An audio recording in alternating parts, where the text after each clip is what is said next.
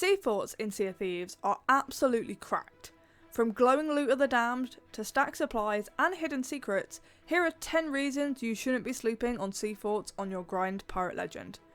1. Accessible to everyone. Sea forts can be found right across the Sea of Thieves map, and you don't need to be a specific level to access them. There are 2 in each of the main 3 regions, of the Shores of Plenty, Ancient Isles, and the Wilds. Whether you're beginning your first ever sail on Sea of Thieves, or you've been around a while, these forts are great for everyone to earn loot at. Simply sail up to them and park your ship. I recommend you park up on the side of the back entrance, nearest to the hanging barrels for ease. Just be careful though, as soon as you get close, the phantoms will start cannoning you and they have scarily accurate aim. 2. Free supplies. Speaking of the hanging barrels, sea forts are absolutely OP for supplies. For my crew and I, or even when I'm solo slooping, I always make a pit stop at a nearby fortress before I get into my sail. If you bring a supply crate, you can easily load up on better fruit, meat, cannons and wood for your ship. The fortress in the Shores of Plenty or the Ancient Isle are great for these, whereas the Wilds are a little bit more barren. You can find fruit barrels across each of the fortresses, but the white barrels in particular have a mixture of meat and pineapples in, which can be found outside or downstairs near the vault door usually. 3. Enemies are one shot. The phantoms on sea fortresses aren't like the ones that appear at night on islands. Oh no, these can be taken out with just one hit from a gun or a throwing knife. If you opt for a cutlass, you'll only have to slice and dice them for a couple of times. That being said, the amount of phantoms changes based on your crew size, and trust me when I say, if you find yourself by yourself in a room full of them, when you're doing a galleon crew level, they will swarm you. I've definitely died one too many times as a bunch of them tried to shoot me at the same time, so keep fruit on you to restore your health as you go. 4. Unlimited ammo. Across each of the fortresses will be a number of unlimited ammo boxes, so even if you shot your final bullet, head to any of those boxes to refill your guns or knives back to full capacity. There is a box on every level, so wherever you are, you should be able to find one. There's also an armory box on the middle level of all of them too.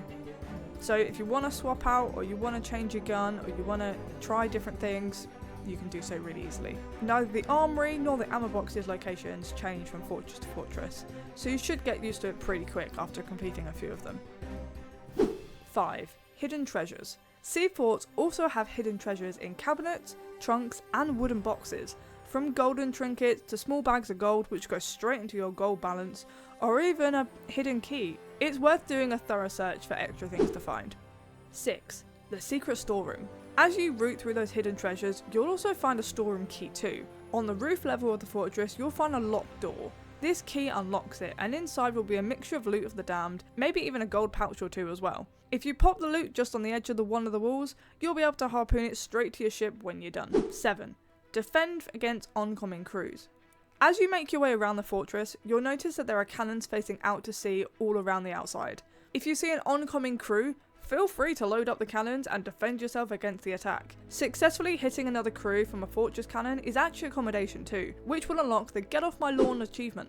8. Get your chef hat on. Sea fortresses are fantastic for cooking up a storm.